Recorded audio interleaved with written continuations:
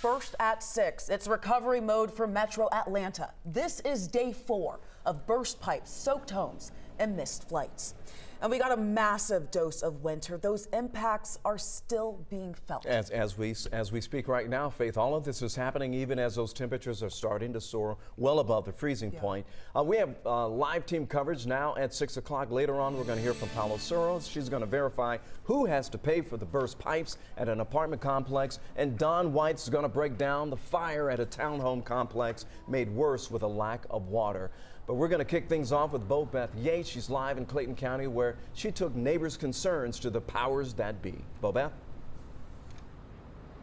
Well, Clayton County says they have a limited water supply, and they have an agreement to buy water from other municipalities. But those areas are also have a low supply too, so they can help Clayton County with its limited supply.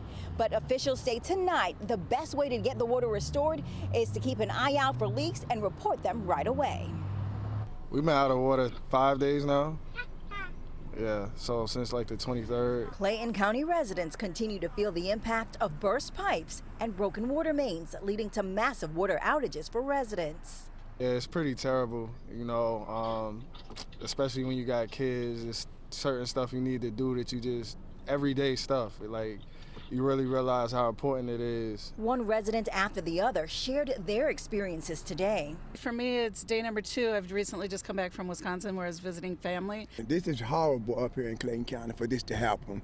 But I can understand the situation, but I do not understand why they had to turn off all the water to everything, you know. That hurt a lot of people. So we took residents' concerns to Clayton County Water Authority. We are working diligently. It hurts our hearts to be in this position right now.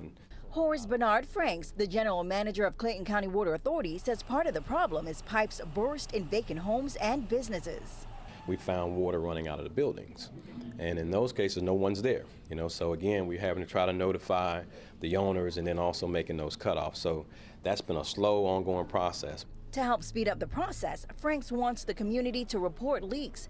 But when we asked for details like the number of people impacted by outages and when services will be restored, he had no specifics. Because everybody wants a date, you know, everybody wants a time for this to take place, and we don't have that specific time or date to give, but just that the system is improving. And as officials work and ask residents for patience, some say that's easier said than done. I mean, you just kind of feel kind of left out and stranded sometimes too, you know.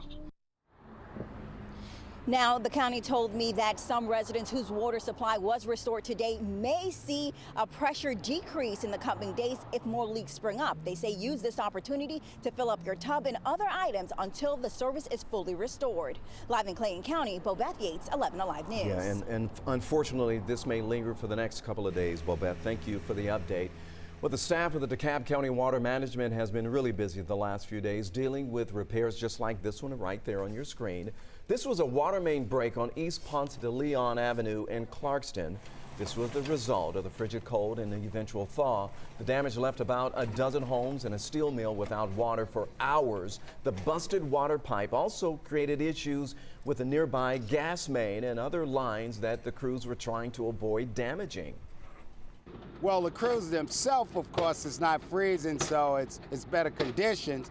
But for the work at hand, it's worse because, like I said, now we're going to have additional breaks as the temperature rises and the lines thaw out. You know, this puts it into perspective. Kennedy says about 3,000 calls have come into the Department of Water Management since Christmas Day, and it's going to take each crew some time to address every single repair.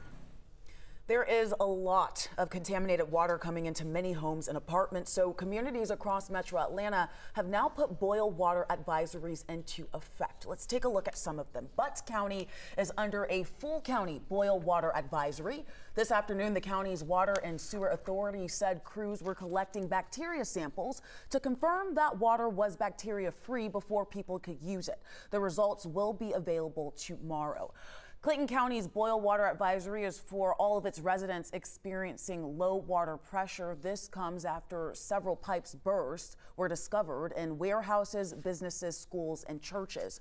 And for DeKalb County, it's only for these two areas highlighted on your screen. One in the northern part of the county includes Stone Mountain, Clarkston, and most of Tucker. The other in southern DeKalb County includes parts of Decatur and all parts of Gresham Park and Panthersville.